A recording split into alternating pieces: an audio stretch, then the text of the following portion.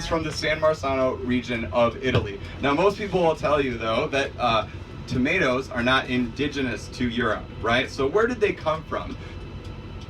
Greek. She says China. Everything comes from China. What'd you say? Spain's a good guess. Spain's a good guess, but it is in Europe. But some say that a Spanish explorer did bring it back to Europe, Cortez, because they originally were located in the Americas. The legend of the San Marzano tomato tells us that a Peruvian king in the 1770s gave a tomato to an Italian diplomat as a gift.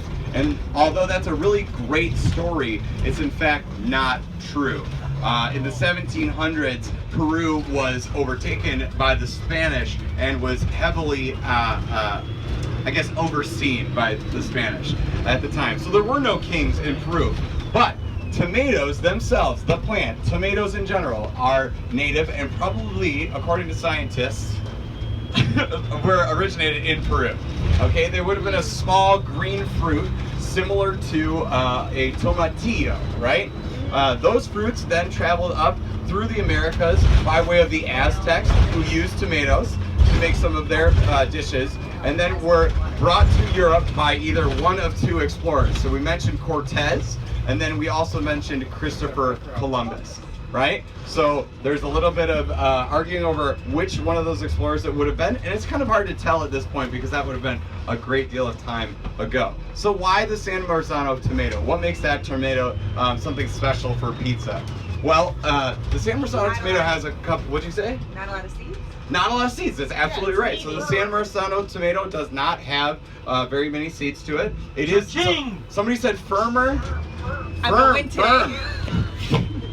Somebody said firm and then did this. I don't know what that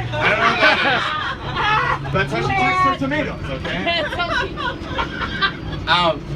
But yes, you're absolutely right. It's a firmer, more sturdy tomato, but it has a very thin skin, so it could be peeled easily because when you're making tomato sauce, you don't want to have the skin in it as well, right? As you know, you don't want tomato sauce to have the skin of the tomato.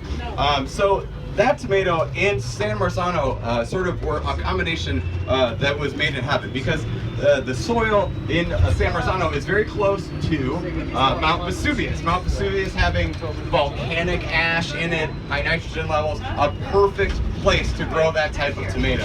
Over the years, that tomato crossbred with many different other species in the area, and later, because it was chosen as a hardy plant to be harvested, right? It has that firmness to it. It could be mechanically harvested. It was mass produced and shipped all over the world.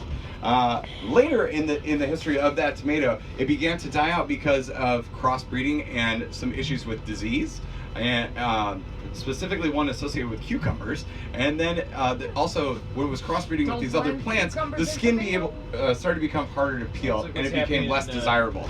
So nowadays, the San Marzano is still used. It's become something that the Italian government decided should be sort of given a brand, so that the San Marzano is now protected, so that we're raising specifically a species of tomatoes that can be proprietary and can still be shipped with that name on it. Italy, to this day, is the #1 exporter of tomatoes in the world.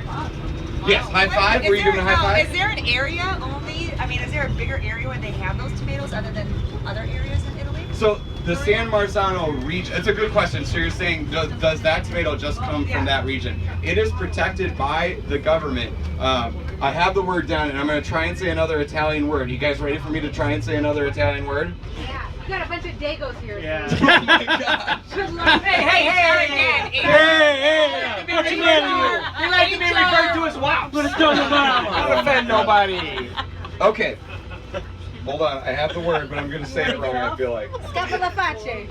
Agro-Nocierino. What? Is the region, okay? No, Maria, help him, will you? Does that sound, do you want to read it, Maria? She does want to read it. All right, give it up for her, okay? Yeah! I'm pointing right here. Nocerino. I don't know what these letters are. S-A-R-N-E-S. Sorry, it's Carnes with an S. Agrosanes Nocerino. Agrosanes Nocerino. Okay!